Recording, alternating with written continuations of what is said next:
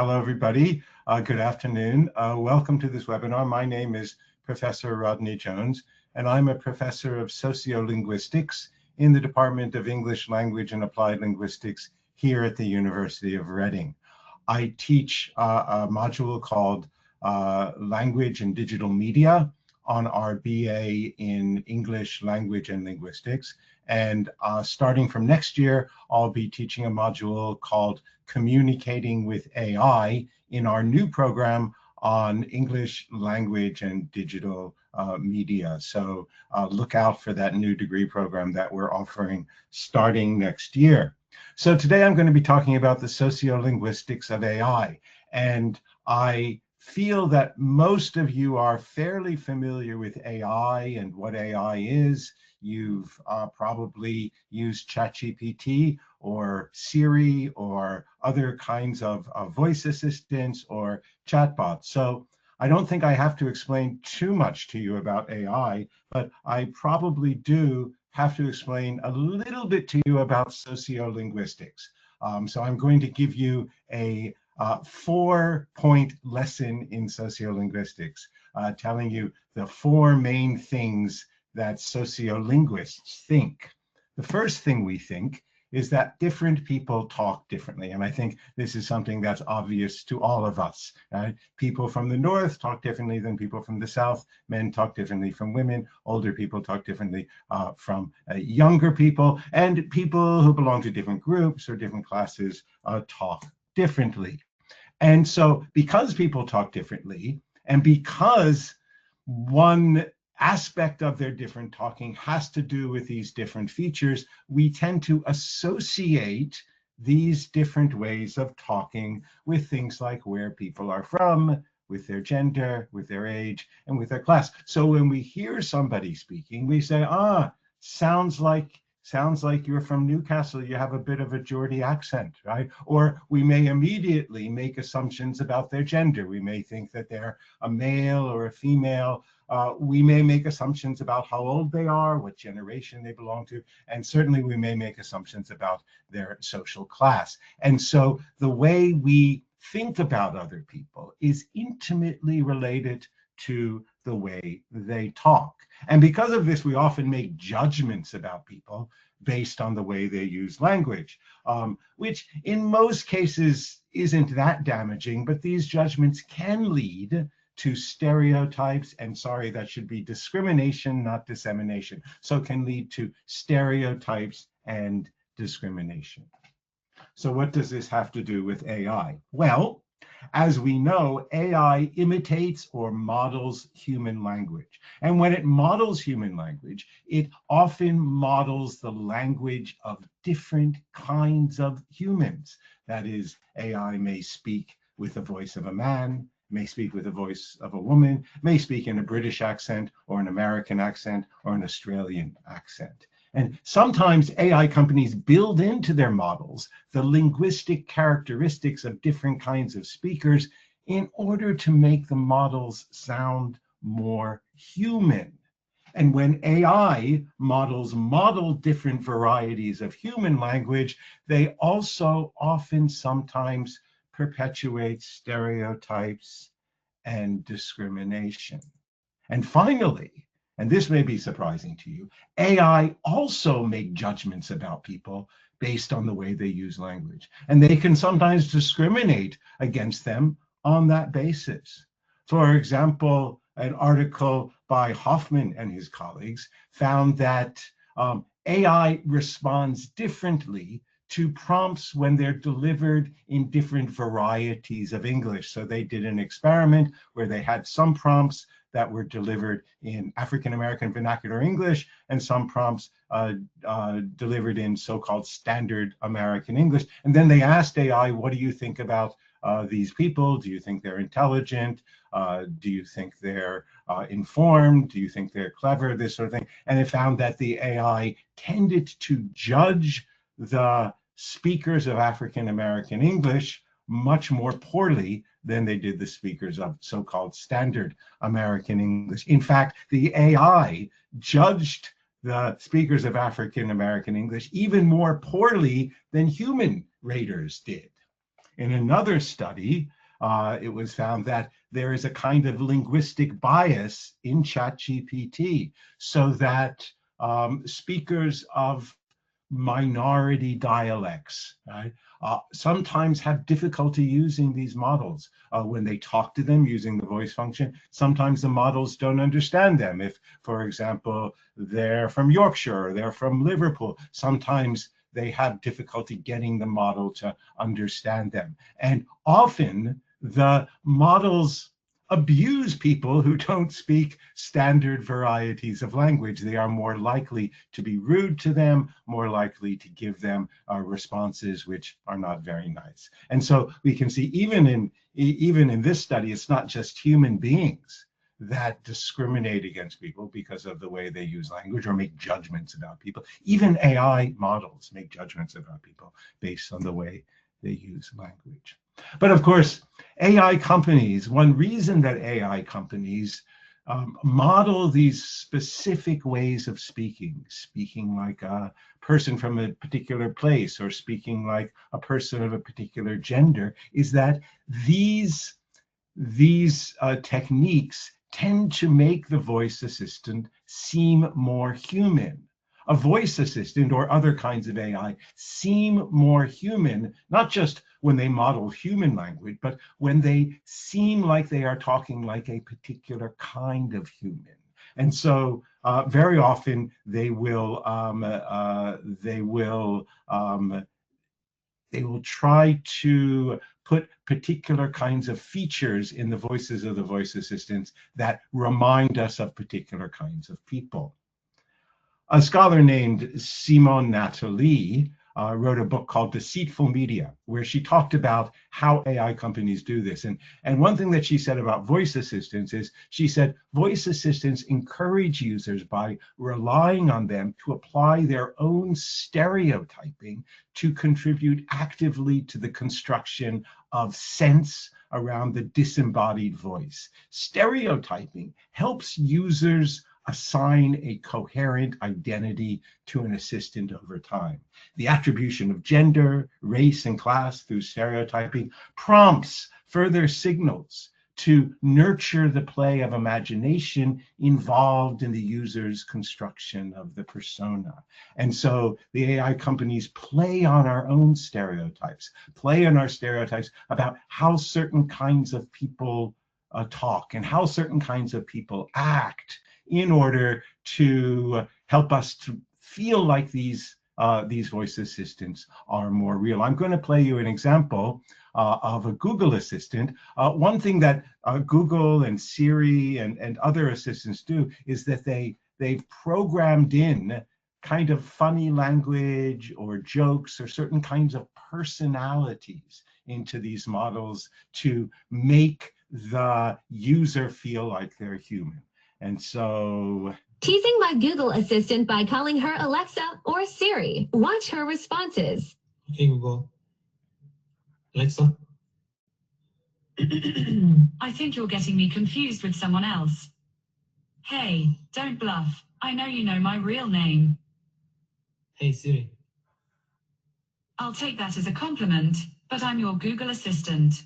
And so you see, by programming in these little funny responses to users' prompts, the AI companies create the Google Assistant as, oh, kind of a little bit of a jealous woman. You can see certain kinds of paralinguistic features like clearing her throat, right? And all of these tiny little cues remind us of not just a human being, but a particular kind of human being. Of course, as you probably have noticed, a lot of these voice assistants are designed to remind us of women. That is to say that the default voice tends to be women for all of the major voice assistants: Siri, Cortana, Alexa, Google Assistant. The default voice was a woman. And indeed, when they first released these models, the only voice was a woman. It wasn't only until later that they put in a male option to these voices. But even with the male option, the female voice is still the default option, the one that comes with the device. If you want the male, you generally have to change it. And why is this? Well, again, it feeds into our stereotypes. When we think of an assistant, when we think of, for example, secretaries or other kinds of assistants, when we think of subservient roles in these kinds of very sexist, traditionalist ways of thinking, we think of women voices. And so by doing this, the AI companies are playing on our stereotypes, right? And they play on our stereotypes to make us feel comfortable. Oh, this is an assistant. This assistant sounds like a particular kind of idea that I already have of who an assistant should be and how they should sound. But of course, this can be very damaging because not only does it play in our stereotypes, it actually perpetuates our stereotypes. It encourages those stereotypes, but it also encourages other things that can be quite disturbing. One thing that people have found is that people often abuse or use rude language to voice assistants like Siri or Alexa, right? And one thing they found is they are more likely to abuse a voice assistant when the voice assistant has a female voice. In fact, it's been found that 1 of every 10 conversations that people have with Alexa includes abuse or sexually explicit language. And so by giving these voice assistants these specific kinds of voices and these specific kinds of personalities, the companies are often reinforcing certain kinds of toxic masculinity or unhelpful gender relations. So voice assistants like Alexa and Siri are designed to have certain personalities, but when we get to large language models like ChatGPT, one thing about these large language models is that they can actually change their personalities, right? They can change the register of speech that they use, the style of speech that they can use. They can even change the kind of accent that they have. Or the kind of dialect or variety of language that they are speaking. And this, in fact, is one of the things that large language models like ChatGPT seem to be particularly good at. And so this has been exploited by other AI companies on sites like Character AI, where you can actually talk to different voice assistants that sound like Mark Zuckerberg or Michael Jackson or Elon Musk or other different kinds of fictional or real characters, and will actually imitate the voices and the linguistic styles of these characters. Of course, this doesn't always do it very well. Yeah, sometimes when ChatGPT does try to imitate the voices or accents of different kinds of people, it also kinds of perpetuates our stereotypes about how we think different people speak. So I asked ChatGPT if it could speak in different kinds of accents. I asked it, for example, can you speak in a Geordie accent? Now, this is just text-based, but you can see the kinds of features that the model is coming out with. So I said, can you speak in a Geordie accent? It says, I can try that. Howie, let's have a bit of a chat in a Geordie accent. What do you fancy talking about? So you can see particular features that it's picking out, features like I and Howie and a bit of a and do you fancy, right? That it associates with Geordie.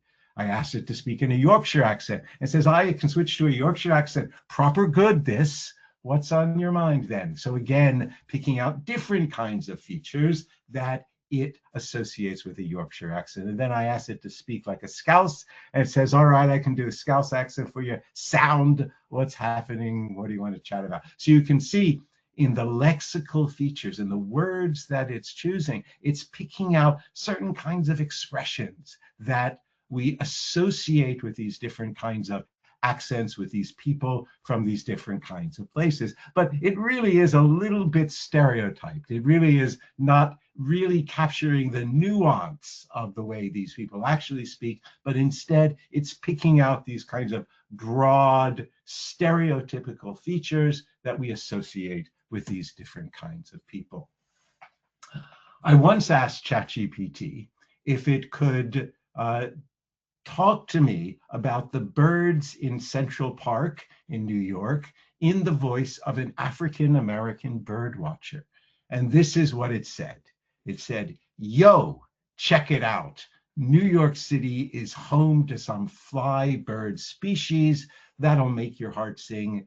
And it goes on from this. And so when I got this, I was a little bit concerned. Like, why is it that an African-American bird watcher would necessarily sound like this? Why would an African-American bird watcher sound like this rather than this actual African-American bird watcher who I was thinking about? I was reading his book called Better Living Through Birding.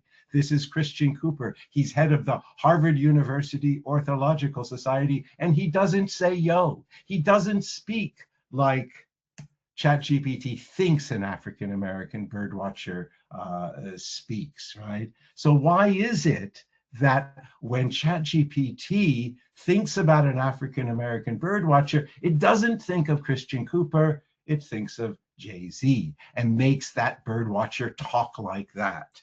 Why is that? Well, this is actually a common occurrence with large language models. Many studies have been done that found that when you give these language models certain kinds of identities, so speak like an African-American bird watcher, or speak like a Chinese woman working in a shop, or speak like a Geordie waitress, then what they will give you tends to be very stereotyped, sometimes exoticized versions of these languages or these language varieties that don't really reflect the way real people talk, but perpetuate certain kinds of stereotypes that we have about them. So this is not just the case when ChatGPT models the language of an African-American bird watcher. In fact, large language models always model language varieties. The fact is that you can't produce language without producing some kind of variety of language, isn't it? Right? All language belongs to some kind of type of language or variety of language. So Grieve and his colleagues point out, whenever tokens are predicted based on the observation of linguistic patterns and corpora of natural language, the resulting language model is necessarily the model of a variety of language represented in that corpora. So when I don't ask ChatGPT to talk like an African-American or a Geordie or somebody else, what kind of variety of language do I get? Well, basically we get a kind of variety of language that models the kind of language that basically white people in Silicon Valley speak. In their article, The Whiteness of AI, two scholars, Cave and Dehill, argue that AI is racialized as white by virtue of its default ways of speaking and acting that society normally attributes to white people. And so the default language is this kind of majority, so-called standard version of the language that it finds in its training data. So we have two problems.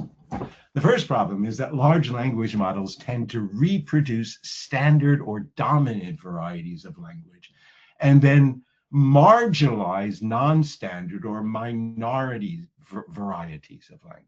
And the second problem is that when they reproduce non-standard varieties, large language models tend to exaggerate certain linguistic features and to associate non-standard ways of speaking with stereotypical persona, that is, stereotypes of certain kinds of people.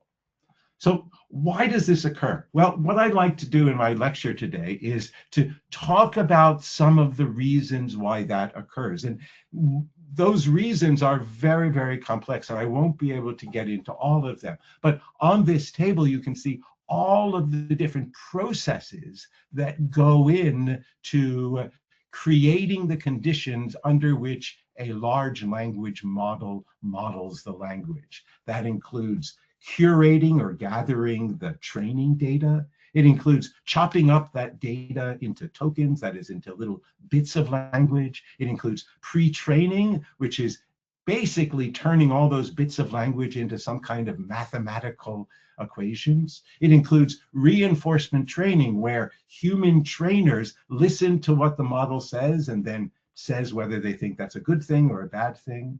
It includes also hidden prompts. So when you use a model like ChatGPT, the AI company itself has already put a hidden prompt behind that model, telling the model how it should act. It should be helpful, it should be polite, it shouldn't tell you how to build a bomb, it shouldn't make racist comments, these kinds of things. But there are other ways as well. For example, AI companies package their models as certain kinds of personas. So they might have a model, for example, that is an AI English teacher, and they'll package it as a particular kind of person with a particular kind of accent, with a particular kind of appearance.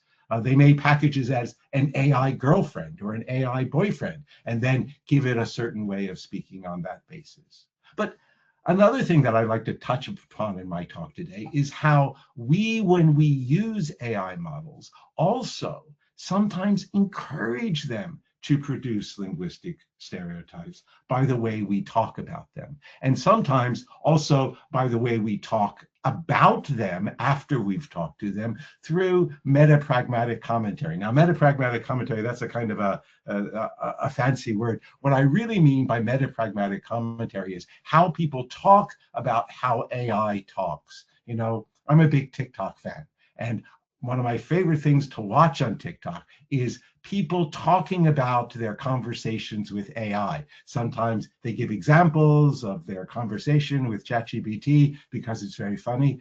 And sometimes they even imitate or act like ChatGPT or talk like ChatGPT, which I find very interesting. But that these are also ways that we participate in creating the kind of language that AI models produce. So I think one of the main things is the training data. Right? One of the problems is most of the training data is, of course, from the internet, and it tends to be from particular places in the internet. One of the favorite places that they get their data from is Reddit. Another favorite place they get their data from is Wikipedia. They like these two sources because they feel that these two sources of data tend to be quite clean. They tend not to have a lot of perhaps inappropriate language or language that could get them in trouble. And so they like these kinds of sources of data. But these sources of data are associated with particular kinds of people. I mean, Reddit is associated primarily with white male users. These are the people that use Reddit. And Wikipedia is written in this kind of standard American English. And so minoritized voices, the accents or the dialects of people speaking, say, African American vernacular English or other forms of English or even British English are less represented in the data. And so that's one reason why the default tends to be these kinds of white American sounding voices that we get from ChatGPT. And it's also one of the reasons why when they do produce minoritized accents, for example, African American vernacular English, they are drawing on the most common training data they have. And if you think, what are the most common representations of, say, African American vernacular English on the internet? Well, the most common representations are things like hip hop songs and this kind of entertainment related representation. So it's not surprising that when they hear African American vernacular English, they go immediately in their training data to Jay-Z. But another reason is what happens when the models are trained. And so you probably know that AI models model language through statistically determining what the most likely next word in a string of words are using something called a neural network. Now, I'm not going to go into all the technicalities of a neural network, but you can imagine a sentence called a sentence like the cat sat on a, and there are all sorts of ways that I can complete that sentence. I can say the cat sat on a chair. I can say the cat sat on a table. I can say the cat sat on a horse. I can say the cat sat on a hippopotamus. Or I can say the cat sat on a mat. And we know that the cat sat on the mat is going to be the most likely choice. That is, it's the choice that occurs most frequently in the training data. And so that gets a higher score. Mat gets a score of 97, maybe chair gets a score of 73, maybe horse gets a score of 10, maybe hippopotamus gets a score of 1% because it's very, very unlikely. So it's basically through this kind of statistical reasoning that large language models decide or determine how to produce language. Now, when it comes to certain language varieties or dialects, what this means is that they are likely to produce the most predictable way of saying things. That is, the most predictable, homogeneous kind of dialect. In sociolinguistics, we call this dialect leveling. Dialect leveling is when the idiosyncrasies or special characteristics of different kinds of dialects get leveled or erased because lots of dialects get put together. You can think of a place like Milton Keynes, for example, where people from all over the country moved to this one place. And then over time, we saw that they all started to speak the same, right? That is, the dialects they brought from different places kind of evened out into one sort of kind of dialect. And this is something that also happens with large language models because of the kind of statistical way that they model language. And finally, there might be certain ideas that AI companies have about how they want us to think about their large language models. What kind of people we would like the large language models to be. And so they might package them through their interface design. They might, for example, give the chatbot that they create the identity of a woman or the identity of a man. It might, even in the kinds of design features of the interface, right? It gives you a feeling, a certain kind of vibe, a certain kind of style. So packaging is also a very, very important part of perpetuating certain kinds of stereotypes about language and personalities. So let me give you an example. You may or may not know that ChatGPT actually has lots of different kinds of voices. Maybe some of you have used the voice feature on ChatGPT, and you've noticed that, oh, well, you don't just have to have one kind of voice. You can choose the kind of voice that ChatGPT has, which is really nice. So I'm going to play for you some of the choices that you have on ChatGPT for these different kinds of voices. And I want you to notice on this video here, the voice is given a name. This is Vale. And then underneath the name, there are two adjectives. These adjectives tell you what the voice is like, or at least what the AI company says the voice is like. So I want you to listen to these voices. And I also want you to think, what kind of person is this? What kind of accent do they have? What kind of personality do they sound like they have? So I'll play some of these for you. Hello, it's lovely to meet you. If there's anything you need, please don't hesitate to let me know. I'm here to help. Hi, glad to meet you. I think we're going to do great work together. Where should we start? Hey, I'm ready to hit the ground running. So if there's anything you'd like me to focus on first, just let me know. Hey, how's it going? I'm looking forward to working together. Let's figure out where to start. What's on your mind? Hey there. I've got a really great feeling about us teaming up. How can I jump in and help? Hi there. I just want to share how thrilled I am to work with you, and I can't wait to get started. So what's the game plan? Hey, what's up? Feel free to ask me about anything that's on your mind. I'm ready to go. Hey, it's great to meet you. How's your day going? I'm really looking forward to working on some cool stuff together. Hi there. Nice to meet you. I'm excited to help you get things done. Let's get started. And so you can see some of those voices are male, some of them are female, some of them have an American accent, some of them have a British accent, different kinds of American accents, different kinds of British accents. There's even a Canadian accent. And so we have different people speaking in different dialects of English, which we may have particular kinds of stereotypes associated with. That is, when we hear this dialect of English, when we hear this way of speaking, we might think of a particular kind of person. And in case we don't, ChatGPT is making it easy for us because it is providing in its description of the voices the stereotypes that they think that we should have. So for example, when we hear the voice of Maple, who's the Canadian accent, we are meant to think of somebody who is cheerful and candid. So I did a little bit of a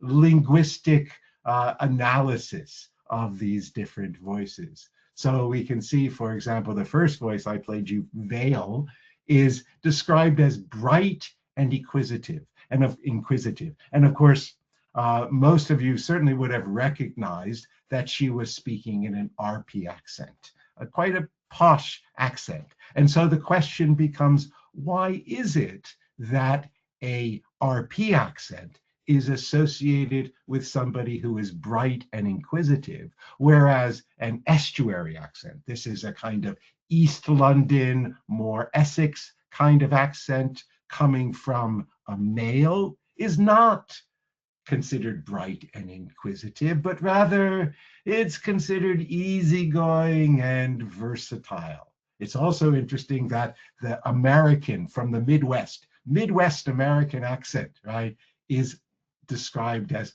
confident and optimistic, right? So all of the kinds of stereotypes we have when we hear that Midwest American accent, or Breeze, the non-binary Californian accent, is described as animated and earnest. And so in the packaging of these accents, we are already cued to have these kinds of stereotypes of these people. So why does OpenAI do this? Well, OpenAI does this not really because it just wants to, give us a different choice of different kinds of accents, but it also wants us to choose a kind of accent that's going to help us to think of their AI models as a particular kind of human being, as a real person. And so when we hear Vale speaking, we have this image of this proper, posh woman from South England, right, who is highly educated. And when we think about Ember, this confident Midwesterner, right, we think of this particular kind of person, and it just makes us feel like these personalities are real, that these chatbots are more real. So it's a kind of a trick, isn't it, right? By associating this voice with a particular kind of variety of language and a particular kind of personality, it makes us fill in the blanks, makes us feel like, wow, this is really real. This really sounds like a real person. Which brings me to the only real sociolinguistic concept that I'm going to be introducing you today. And this is the concept of enoughness. The concept of enoughness comes from a Dutch sociolinguist called Jan Blammert. And he says that, often we have to reproduce certain ways of speaking. We maybe speak like a professor sometimes, or we speak like a hip hop singer sometimes. There are all sorts of different situations where we might have to reproduce a certain way of speaking. And sometimes we're very successful at reproducing that way of speaking, and sometimes we're not. So I asked, well, what is it that determines whether we're successful and whether we're not? And for Blommaert, the answer to this question is what he calls enoughness. That when we want to speak in a certain way that it enacts a certain kind of person, we have to use just enough of the features of that linguistic variety, that dialect, that signal that kind of person or that way of speaking, but we can't use too much. There's possibility of being too much. So think about my African-American birdwatcher, right, with all the yos, right? Think of the imitations of Geordie accent by ChatGPT. You feel like, oh, it's a little bit too much, right? It doesn't really sound authentic. So in real life, the consequences of this are that we think that the person who's using this particular kind of dialogue is not really authentic, right? That they're kind of fake, right?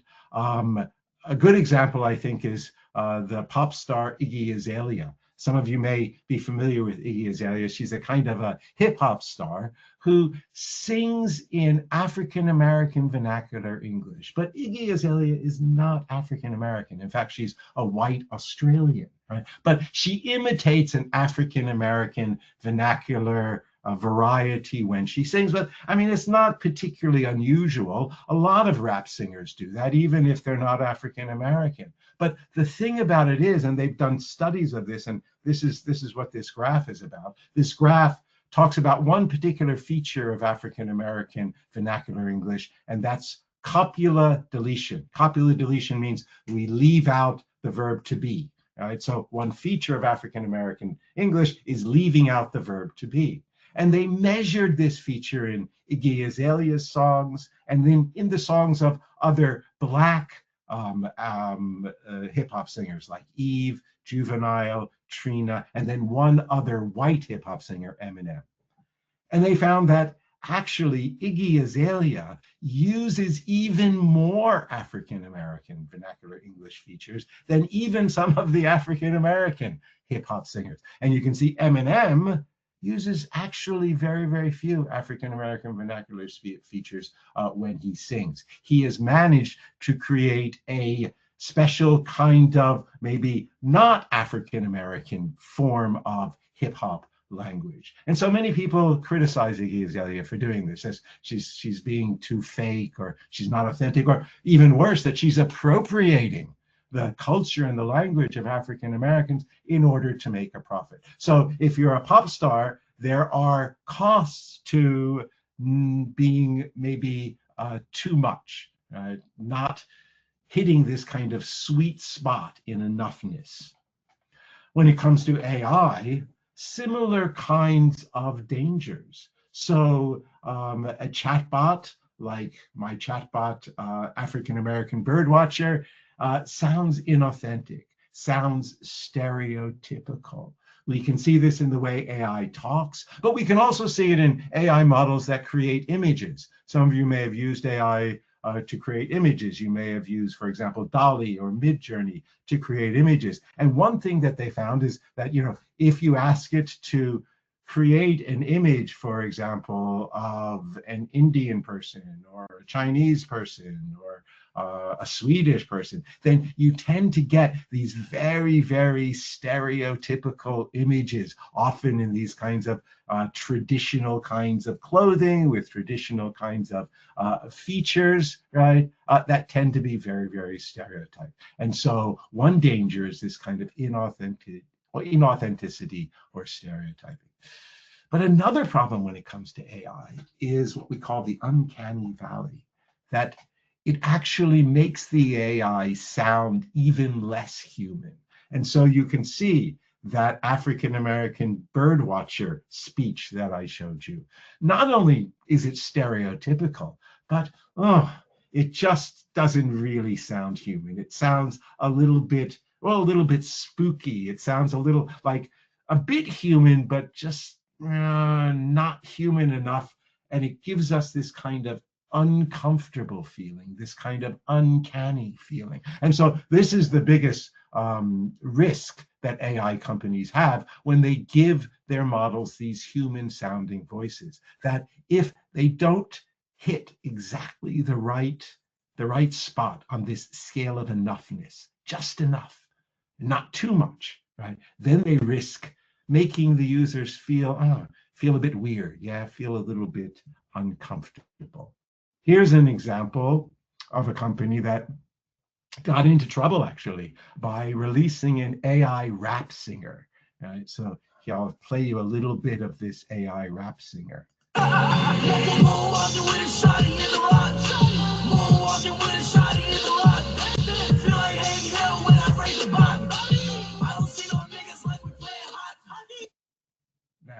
you probably won't be surprised when I tell you that the company had to drop this after only a couple of days because it got so much backlash. It got so much criticism over this kind of overly stereotypical representation of an African-American hip-hop singer, right?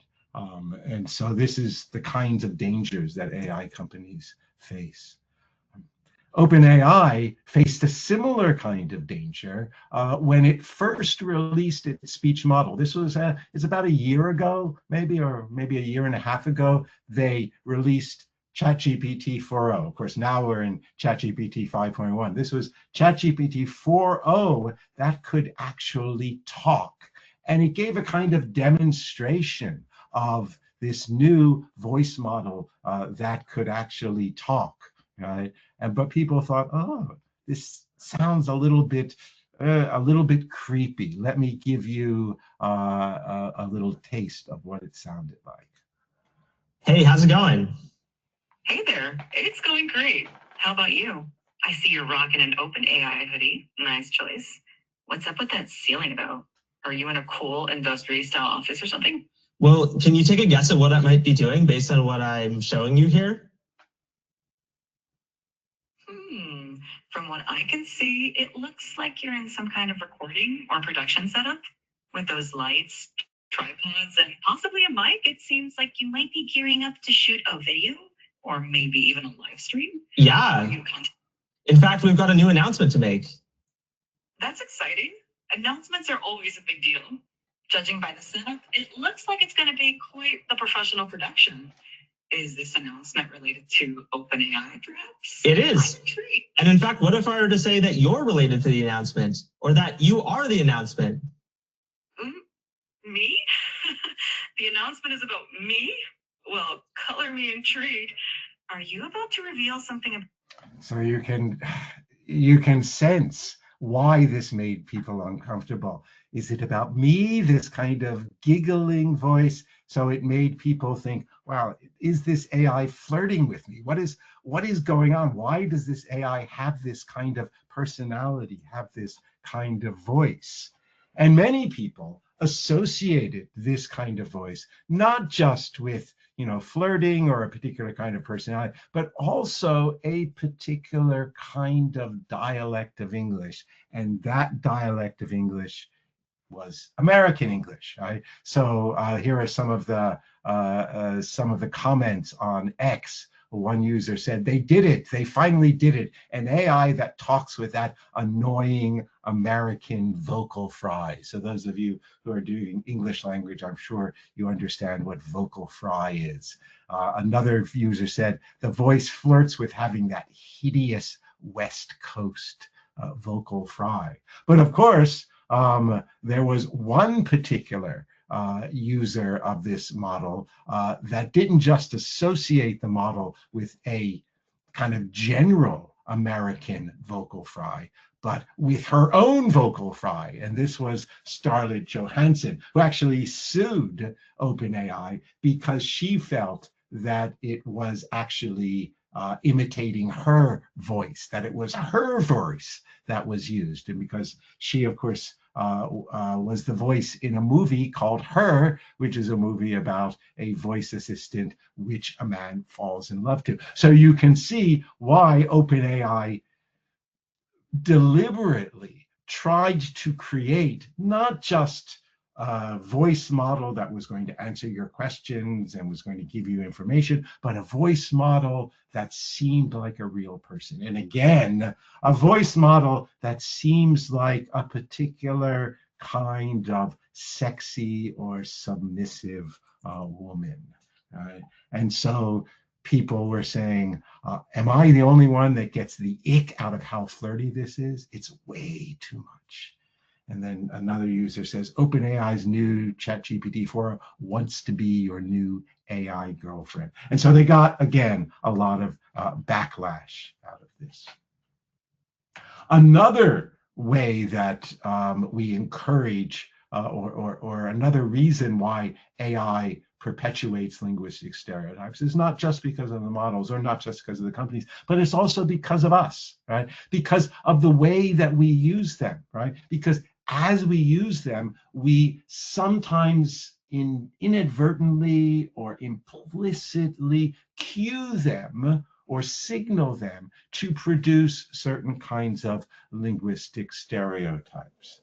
And one place you can see this is people who ask ChatGPT to speak in different kinds of accents. So I really like this. It's a very popular kind of meme on TikTok, people asking ChatGPT to speak in different kinds of accents. So this is a Nigerian accent. Guys, ChatGPT is insane. Please, I'm going to talk to him in a Nigerian accent. Just listen. ChatGPT, how far now? I did, my guy. How you did? I did fine. Chat, how you sabi talk pidgin? Eh? Who teach you? I sabi because I don't hear plenty people they talk am. And na so I take learn am. And so here the user is asking ChatGPT to reproduce Nigerian pidgin English, and it turns out it's actually pretty good at it, or he thinks it's pretty good at it. Because he thinks it's so good at it, he continues to talk and continues to cue ChatGPT to use that kind of variety. Here's somebody asking ChatGPT to speak in a Korean accent. Very thick Korean accent. You know, I miss my grandpa sometimes.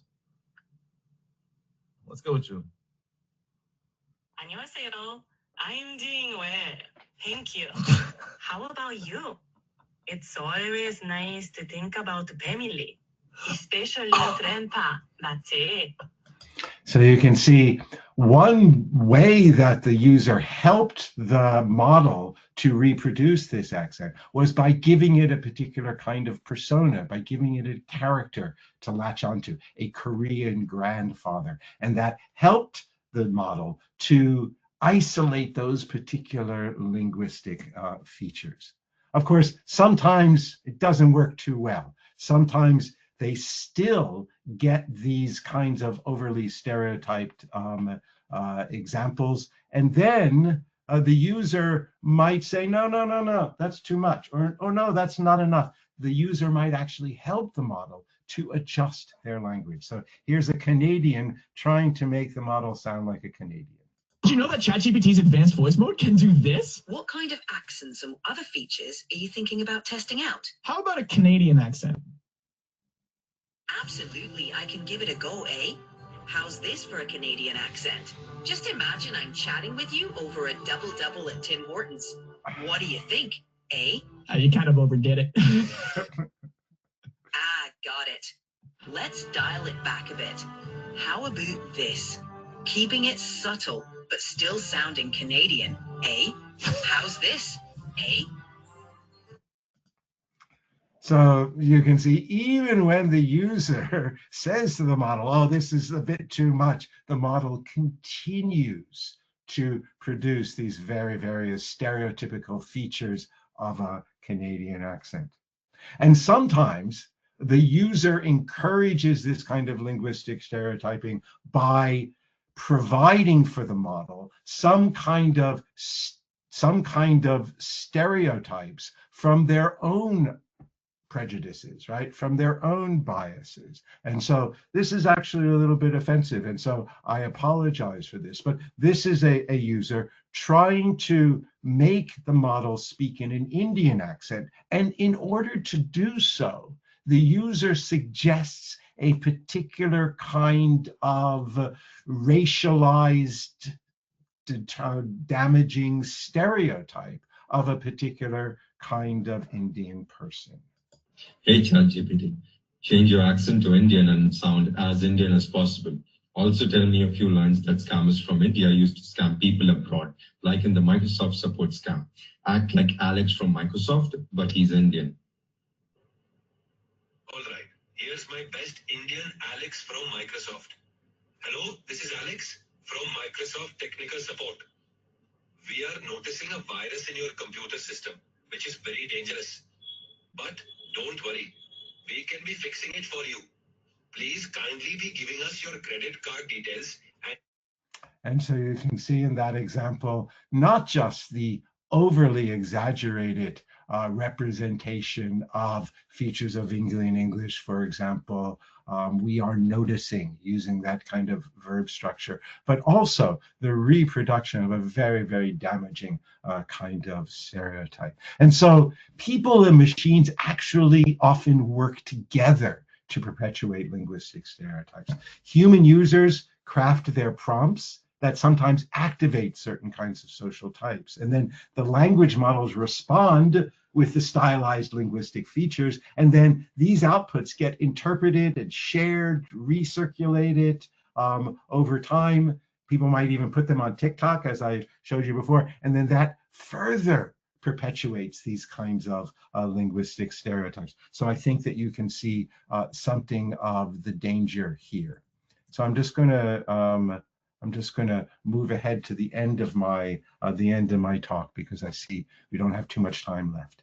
And so I started off with this chart about how language models model language varieties. And I did talk a little bit about data curation and pre-training, and how that creates the conditions for the models to create linguistic stereotypes. But I think one thing that we don't often think about when we think about linguistic stereotypes is also the way AI companies package these models. At least that's something that we can do something about. It's hard for us to do something about the training data and the pre-training and the way large language models work technically. But at least we can do something about the way these AI companies package their models to us. And another thing I pointed out, it's also the way we prompt the models, the way we talk to the models also helps to perpetuate these kinds of stereotypical ways of talking. And then, of course, we take our conversations and we record them and we put them on TikTok.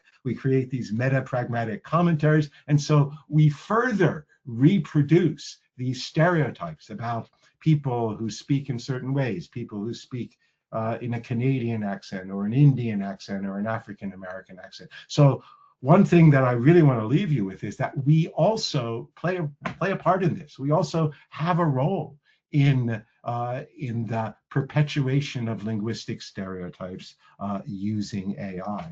And so we need to think of, so what are some ways of decolonizing AI, of making AI less an agent of stereotyping and discrimination? And of course, one way to do this is to have more representative training data, have more different kinds of varieties represented in the training data that we use to train these models, or making the models domain specific. So if you want to have a model that can speak in hip hop language or speak in Geordie, then you can create a specific model trained with that data so that it is able to actually get the nuance of those ways of speaking. Another way is what they call participatory design. Most of the people who create these models, I'm afraid to say, are white men living in America, rich white men living in America. And I think a lot of this would change if we had some different kinds of people, different kinds of voices helping to determine how this technology is being developed.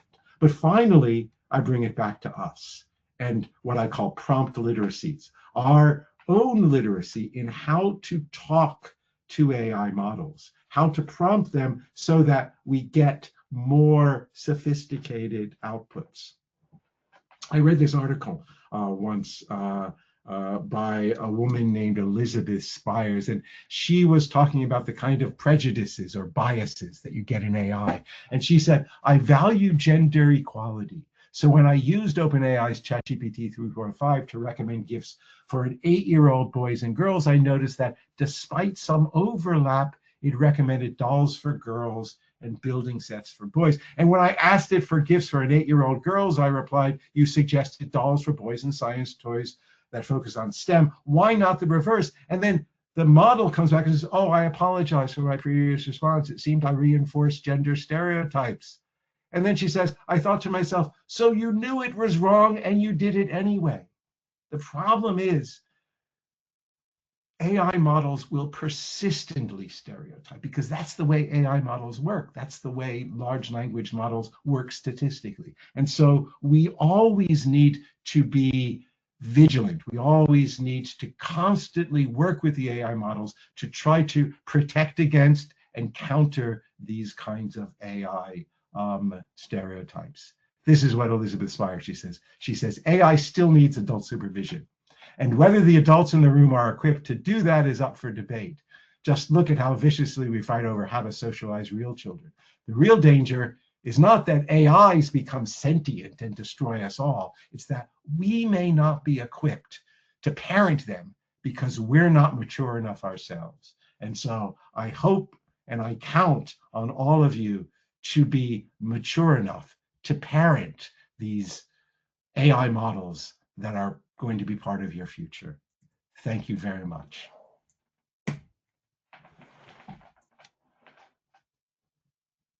Thank you very much, Rodney.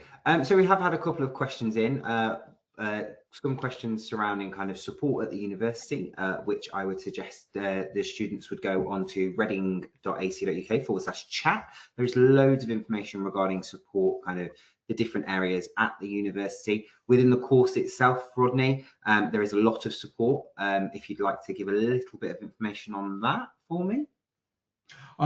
So are you talking about support for AI use? No, I mean support from staff for students.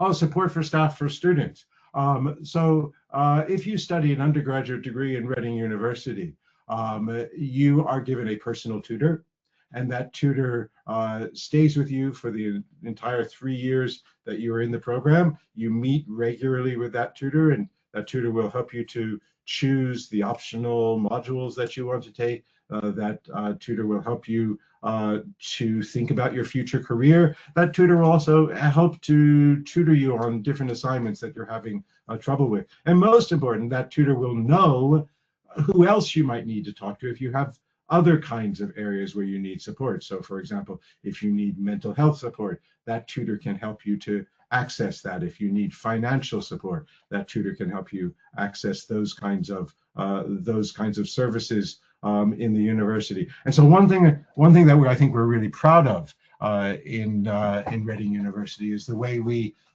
take care of our students and how seriously we take them. I think that particularly true in my department because we're a very small department. You know, we only take around 30 students every year, and so we all know our students very well. We know their names. We, spend a lot of time with them, and we really get to understand the kinds of challenges they have and the kinds of talents that they have. And so I think that's something that we're really happy about. Another question that's popped in, so it's regarding the AI. So does AI view people with AAE, which I'm going to assume is African American English, poorly because they learn such stereotypes from content on the internet? That's a good question. I think it's important, first of all, to say that AI doesn't think. That is, that AI doesn't view them in any way at all. And it's important to remember that AI is just modeling human language statistically. It's not really thinking. It's not really coming to any conclusions. But the reason that it is producing these negative stereotypes is exactly as you say, because they exist in their training data. Right? And so in the training data taken mostly from the internet, they have found these kinds of patterns of evaluating people who speak in certain ways, and they simply reproduce those patterns. And so, I mean, the problem with stereotyping and prejudice and discrimination is that AI takes all of our human prejudice and discrimination and stereotyping and amplifies it, automates it. And then I've got one additional question for you. If anybody else does have any questions, obviously do feel free to pop them in the chat. But as an academic, where do you see AI heading? Wow, that's a big question. I have to say, some days I wake up and I'm quite hopeful because I think that there are a lot of interesting possibilities around AI. I think that AI can be a very useful kind of collaborator. It can help aid people in various kinds of learning tasks. It can act as a personal tutor. It can custom design certain kinds of lessons for certain kinds of students. It's particularly going to be useful in places where maybe there's a shortage of teachers, or also useful for students, I think, with certain kinds of learning disabilities. But other days I wake up and I'm scared to death because I think that there are also a lot of dangers associated with AI. Dangers in terms of taking away our agency, dangers of the type that I discuss in this talk around amplifying our stereotypes, amplifying all sorts of human deficiencies or human problems. AI, as you probably already know, is also quite bad for the environment. It takes a lot of electricity, takes a lot of water to train these models. But I think the thing that scares me the most is the people who are in charge. The people who are in charge of these models. I think this technology can actually be used for good, but that requires good people to be in charge of the technology. And I'm not entirely sure that people like Sam Altman and Mark Zuckerberg and Elon Musk are exactly the kind of people that I trust my future to. Okay. Thank you very, very much for that talk today. This will be recorded. This has been recorded and will also be put on our platform. So thank you very, very much, Rodney. And I hope you have a lovely evening. Yes, thank you. And thank you all for coming. I really enjoyed talking to you. And I have my email right here. If anyone would like to email me with another question, or you just want to talk to me about your experiences using AI, I would really be happy to talk to you.